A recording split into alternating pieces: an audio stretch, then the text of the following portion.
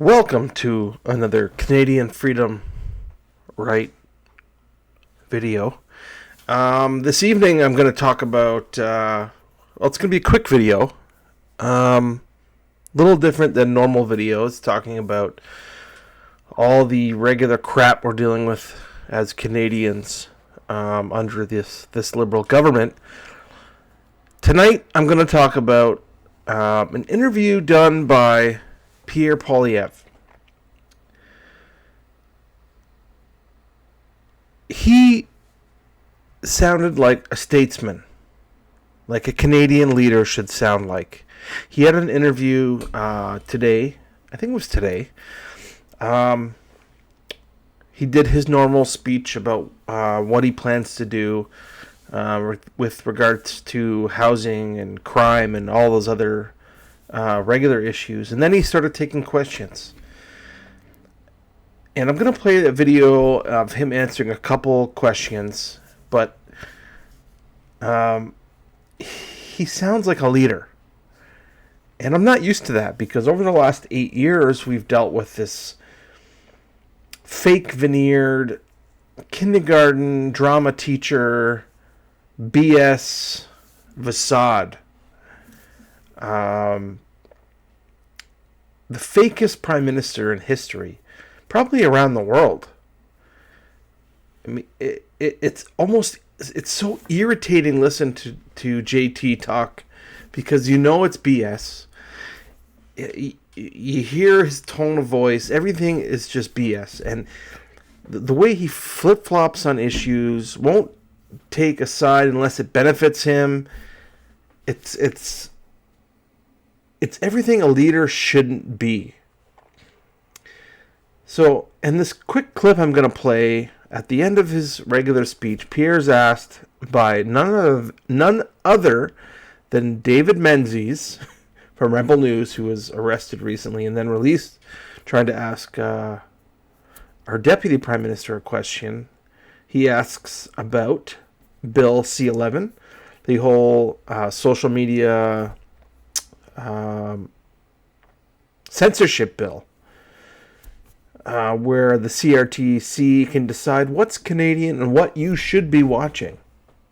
One of the basically the group that if I say his name too much or talk badly, they restrict my video to page 25 when you search on YouTube.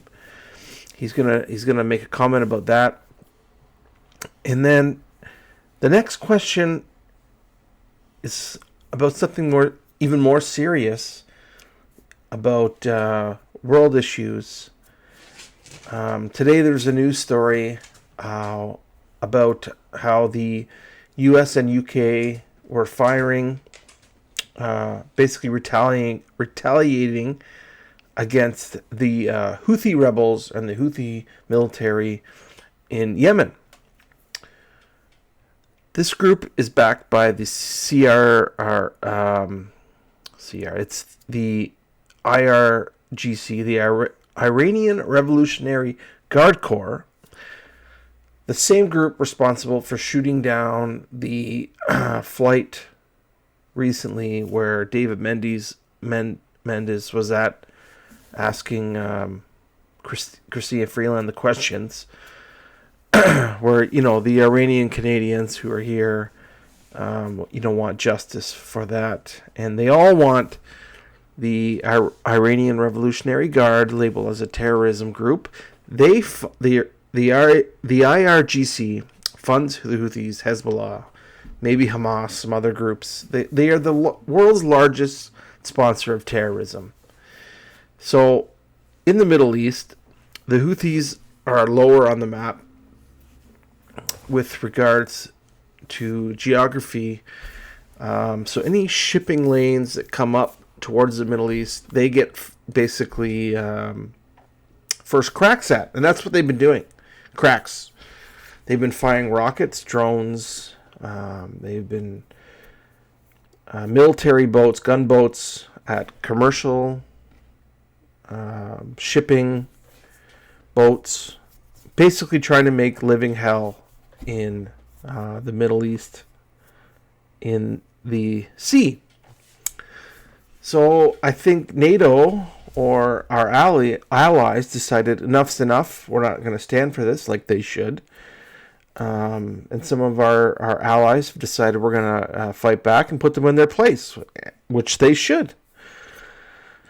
So there's some stories today how the U.S., U.K., and some other NATO allies have contributed to firing back against the Houthis.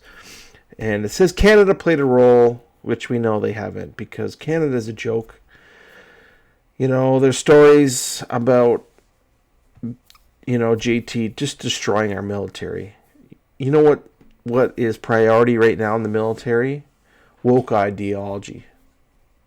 Tampons in men's room, feminism, all that stuff that has parts of it that may be important, but it's not important. It's not important right now. The cuts to our military are outrageous at a time in the world where unrest and issues in some places of the world is falling apart. As a NATO partner, we're supposed to be spending 2% of GDP on our military, and Trudeau's done nothing but cut. I heard this year it's about $1 billion. It's a disgrace, and our allies are looking at us as a joke. But back to Pierre's comments, and I don't want to ruin it for you, so let's listen to what Pierre says. All I can say is he seems like a real leader to me. Mr. Poilievre, David Menzies with Rebel News. Mr. Poilievre, the Liberals use both a carrot and a stick to control journalists in Canada. The carrot is obviously government money, including massive payments to publishers and broadcasters. This corrupts their editorial independence. The stick is regulation, including censorship, banning reporters from press conferences, the CRA's journalism licensing regime, and the CRTC's new power to alter search engine algorithms. My question, sir, is this. Which of these carrots and sticks would you keep as Prime Minister, and which would you repeal? Thank you. We are going to repeal C11, the censorship law, which allows CRTC bureaucrats to secretly manipulate social media algorithms to promote certain information, demote other information, and censor certain things altogether. This is a form of censorship that exists nowhere in the democratic world. Margaret Atwood actually said that this was creeping totalitarianism. This is Margaret Atwood. This is not a conservative, obviously not a conservative, but she is an artist, a true artist, who believes that freedom of expression and freedom of the press is necessary. We're going to stop arresting journalists. It's outrageous for the Prime Minister to have, and his government to have journalists arrested for merely for asking questions of ministers and public officials. And we're going to make sure that the government does not use tax dollars to leverage news coverage in its favor. Right now, Justin Trudeau is censoring those that he disagrees with and trying to buy off the rest. And that undermines confidence among Canadians in the news media. Thank you. Next question. Ian Frey, CBC. If you could also answer this in French, that'd be appreciated. Do you endorse Canada's support for the strikes in Yemen? Yes. Yes. Look, the Houthi rebels are basically a proxy for the Iranian government. They've been interrupting vital trade routes, endangering Allied soldiers and civilian sailors. They're operating basically as a Tehran-backed pirate outfit that is threatening international security, and a conservative government believes that the strikes are necessary in order to counter this threat. We also believe in banning the IRGC. We find it incredible that at a time when our allies are forced to strike, rebels that are backed by the Iranian regime, Justin Trudeau allows terrorists who are an official part of that regime to operate legally and with impunity on Canadian soil. A common-sense Conservative government will ban the IRGC. So Pierre, to me, looks like a leader. And the Middle East right now is falling apart. Who do we need? JT, who's putting tampons in men's bathrooms in our military, or someone who's going to take these issues seriously? I think it's ridiculous that the IRGC has not been listed as a terrorist organization until I just heard during that vigil, the Liberal government literally waited. They said, we should probably name this group a terrorist organization. Let's wait till it's politically good for us. Let's wait till that vigil on January 10th or 9th or whatever it was, January 8th. And then we'll announce that we will label them as terrorism. They're using the death of up to 200 people on this flight for political gain at the vigil. It's absolutely ridiculous. This government is ridiculous, and it's time for a change.